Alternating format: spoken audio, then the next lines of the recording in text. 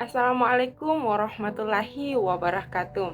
Perkenalkan, nama saya Nur Halid Saandini, NIM 2022070097, Prodi PGSD semester 3 kelas C.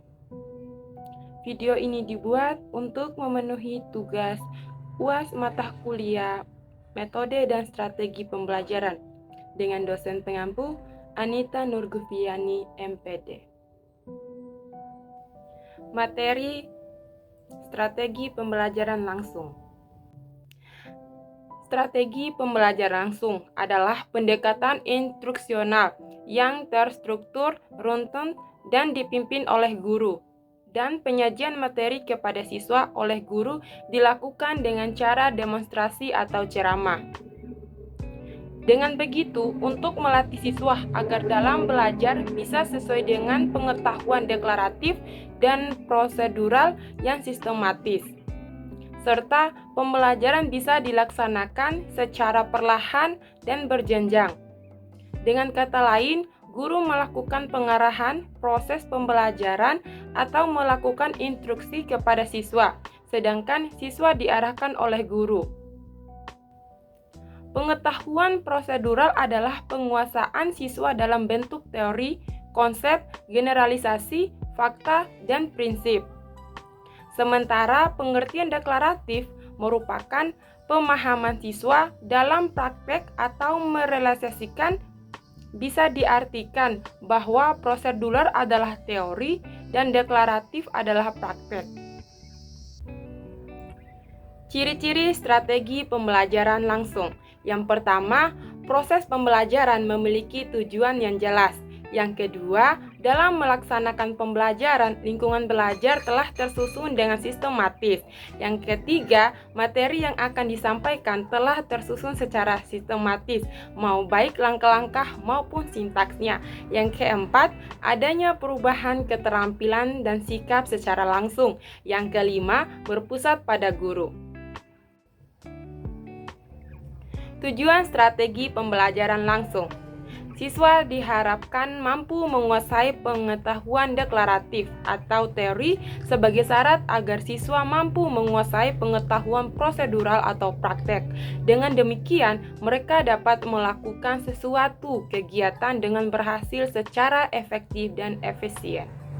Langkah-langkah strategi pembelajaran langsung. Yang pertama, menyampaikan tujuan dan mempersiapkan siswa.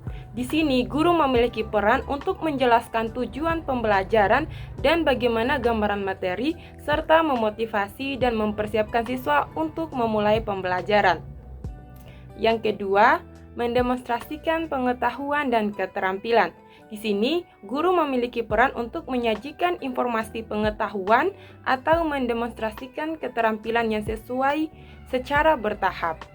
Yang ketiga, memberikan bimbingan. Di sini, guru memiliki peran untuk mengarahkan dan membimbing siswa. Yang keempat, mengecek pemahaman dan memberi umpan balik. Di sini, guru memiliki peran untuk melihat sejauh mana tingkat pemahaman siswa dan memberikan masukan atau tanggapan balik.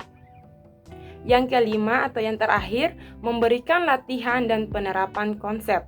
Di sini, guru memiliki peran untuk mempersiapkan siswa untuk melakukan pelatihan lanjutan dengan menerapkan konsep materi kehidupan sehari-hari. Kelebihan strategi pembelajaran langsung, di antaranya yang pertama, proses pembelajaran memperlihatkan bagaimana suatu masalah bisa diketahui, informasi dianalisis, dan pengetahuan dihasilkan. Nah, yang kedua, memfokuskan pembelajaran pada kegiatan mendengar atau presentasi dan mengamati atau demonstrasi yang membantu siswa dalam memahami pelajaran. Nah, yang ketiga, membutuhkan waktu yang relatif singkat dalam penyampaian informasi yang merata ke semua siswa.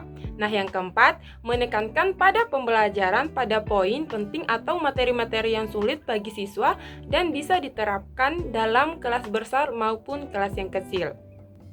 Nah, dalam hal ini, strategi pembelajaran langsung memiliki kekurangan. Di antaranya, yang pertama, tidak semua siswa terbiasa dengan kegiatan mendengar dan mengamati, sehingga guru kembali harus mengajarkan atau menyesuaikan kondisi kelas. Yang kedua, adanya kesulitan untuk membedakan kemampuan, pengetahuan awal, tingkat pemahaman, gaya belajar, dan ketertarikan siswa. Yang ketiga, siswa hanya diberikan sedikit kesempatan untuk terlibat aktif di kelas, sehingga sulit bagi mereka untuk mengembangkan keterampilan sosial dan interpersonal. Yang keempat, kurangnya kesempatan bagi siswa untuk memproses materi yang bersifat kompleks dan rinci. Yang kelima, hanya menekankan pada komunikasi satu arah. Lalu, kapan waktu yang tepat untuk menerapkan strategi pembelajaran langsung? Nah, strategi pembelajaran langsung ini cocok untuk diterapkan untuk beberapa situasi.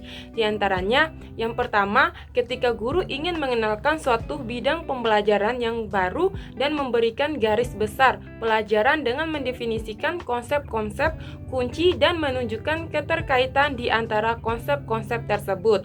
Nah, yang kedua, ketika guru ingin mengajari siswa suatu keterampilan atau prosedur yang memiliki struktur yang jelas dan pasti.